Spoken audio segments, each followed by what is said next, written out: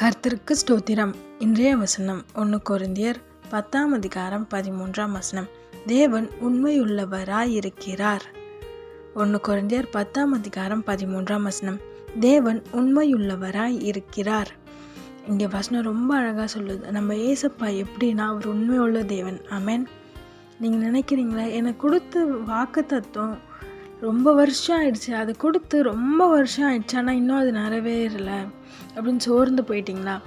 இல்லாட்டி உங்கள் போயிட்டுருக்க சூழ்நிலையில் என்ன இப்படிலாம் நடக்குதே அப்படின்னு சொல்லி சோர்ந்து போயிருக்கீங்களா? ஏசப்பா இன்னைக்கு சொல்கிறாரு, நான் உண்மை உள்ள தேவன், உனக்கு கொடுத்த வாக்கு தத்துவத்தை நான் நிறைவேற்றுவேன். உங்கள் சூழ்நிலை எப்படி வேணா இருக்கட்டும், உங்கள் சூழ்நிலை வாக்கு தத்துவத்துக்கு ஆப்போசிட்டாக இருந்தாலும் பரவாயில்ல, நான் சொன்னதை செய்து முடிப்பேன் ஏசப்பா சொல்கிறாரு. ஆமென்.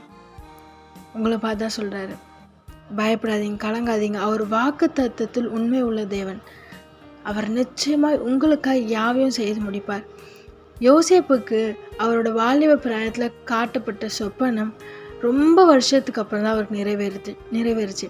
அதே மாதிரி தான் உங்களுக்காக ஏசப்பா சொன்ன வாக்கு தத்தங்கள் நிச்சயமாய் நிறைவேறும். காலம் தாமதமாகலாம், ஆனாலும் அதற்கு காத்திரு, அது நிச்சயமாய் வரும். அவர் உங்களை வெட்கப்பட்டு போக விட மாட்டார். உங்கள் கூடவே இருந்து உங்களை நடத்துவார். உங்களுக்கு வாக்கு கொடுத்தாலும் உன்னை விட்டு விலகுவதும் இல்லை, உன்னை கைவிடுவதும் இல்லைன்னு சொல்லி அவர் உண்மை உள்ள தேவன் நிச்சயமாக உங்களோடு இருந்து உங்கள் யாவையும் செய்து முடிப்பார். ஆமென்.